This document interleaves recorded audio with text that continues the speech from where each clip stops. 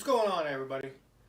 The last 3 days, me and my son went up to the scrapyard and we've been collecting some cash to pay off these bills. Today we're going to load a little scrap up and make a trip up to the scrapyard, trying to make a few extra bucks.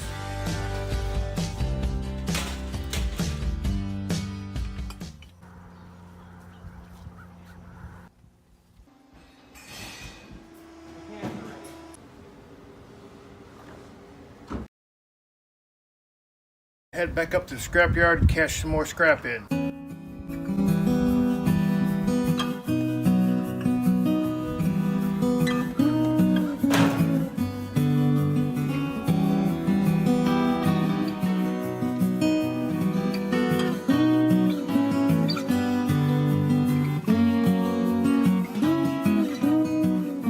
What's going on, guys? We're making another trip up to the scrapyard today.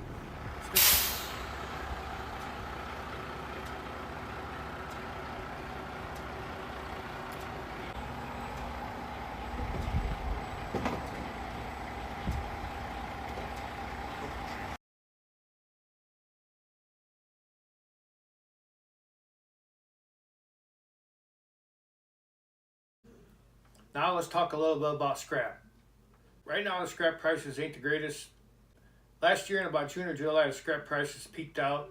Copper was about $4 a pound and scrap metal was roughly close to 300 bucks a ton. It was a small window to cash in on the prices last year, about 3 or 4 weeks, and then the bottom dropped out.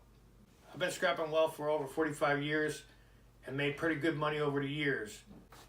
It helps out on a tight spot in my case, because I do side jobs to make money to pay the bills. This time of the year when it's cold out, there ain't as many jobs out there to get. I depend on the scrap pile this time of the year to cash in and pay the bills. If you're new to scrapping, it's a good way to make a few extra bucks. You're not going to make a living and get rich off of it. It can help contribute to paying your bills and get you through. In some of the smaller towns, you might not be able to collect as much, but if you talk to your friends and neighbors, they'll be glad to help you out. In my neighborhood, there ain't a lot of people do scrap. We've got a few people to drive around and pick it up, but it's not a whole lot of competition. Now, if you get in a larger town, there's a lot more scrap, but you might want to talk to people and get friends with them before you start digging through their garbage. We've even had a few people get upset because we were taking stuff out of the garbage. We just don't go back to those places anymore. No problem. Since the prices went up after 2020, you have to consider the gas prices when you're going up to cash out your scrap. When you collect your scrap, you might want to look for non-ferrous items such as copper, aluminum, brass, stainless steel, electrical motors, radiators, electrical wires. All those sorts of things is going to get you more money than steel. Steel usually takes a long time to add up and you don't make a lot of money with it. If you save up enough and bring it in when the prices are good, it's not too bad. If you have any questions about scrap, leave it in the comments after the video. My grandfather showed me the ropes of scrapping when I was about 12 or 13 years old. Me and my brother would ride around on our bikes looking for aluminum cans in the ditch. But back then there wasn't too many, most of them were steel.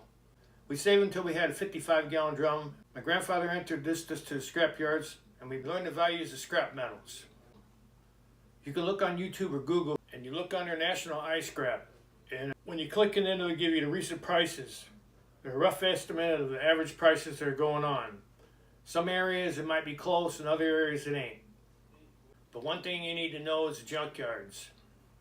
A lot of the scrap yards can be a little bit shady on the weights and the prices.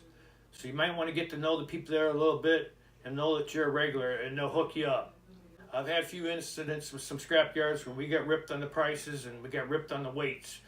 And we just don't go back to those no more. Hope this information has been helpful to all the new scrappers out there. And good luck on your adventure scrapping.